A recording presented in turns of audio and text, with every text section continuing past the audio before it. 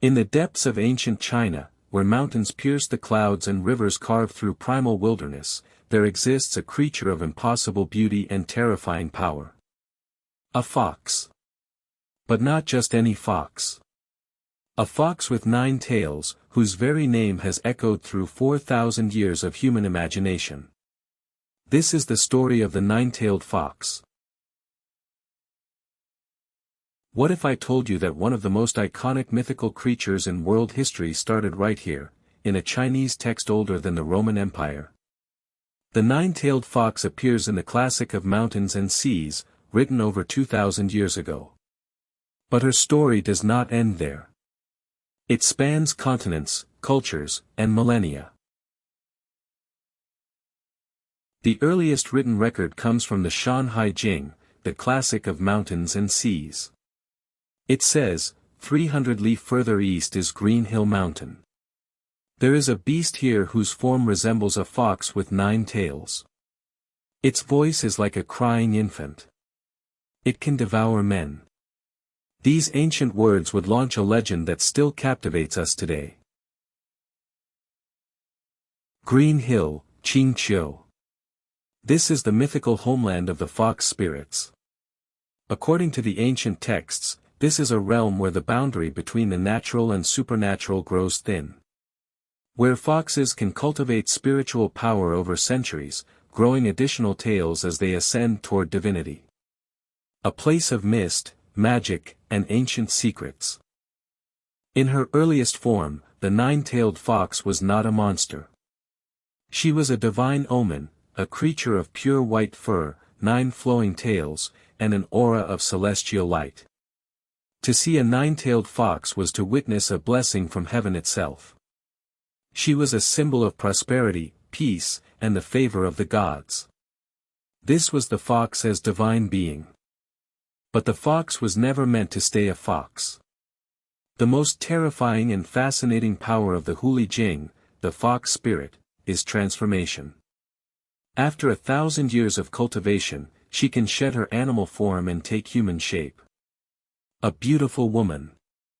A wise old man. A wandering scholar.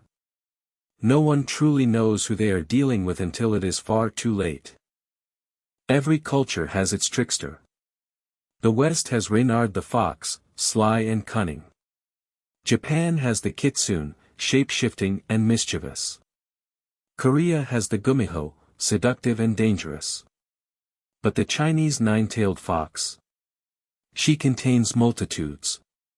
She is divine, demonic, lover, destroyer, all of these, sometimes within a single lifetime. And sometimes, the fox spirit finds love. One of the most beautiful stories tells of Yu the Great, the legendary emperor who tamed the Great Flood. He met a white 9-tailed fox at Mount Tu, and took a woman from the local tribe as his wife.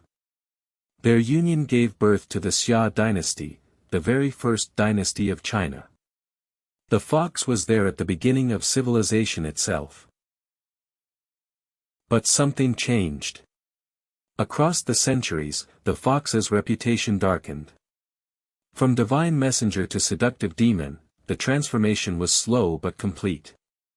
By the time of the later dynasties, the 9-tailed fox had become a symbol of deception, bewitchment, and destruction. The benevolent spirit became the monster in the shadows.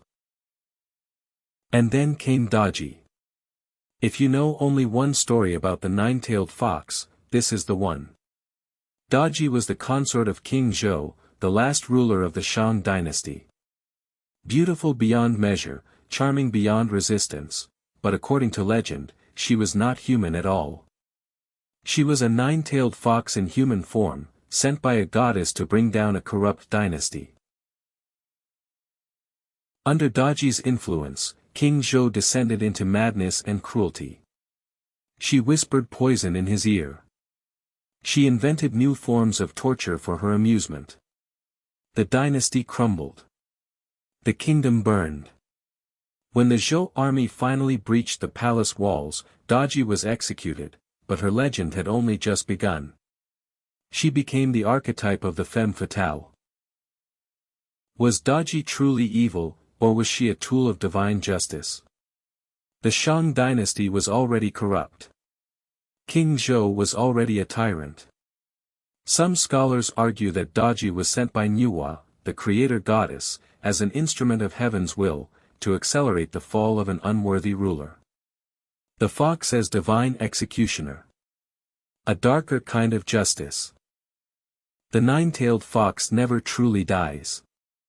After the fall of the Shang, the fox spirit retreated into the shadows of folklore.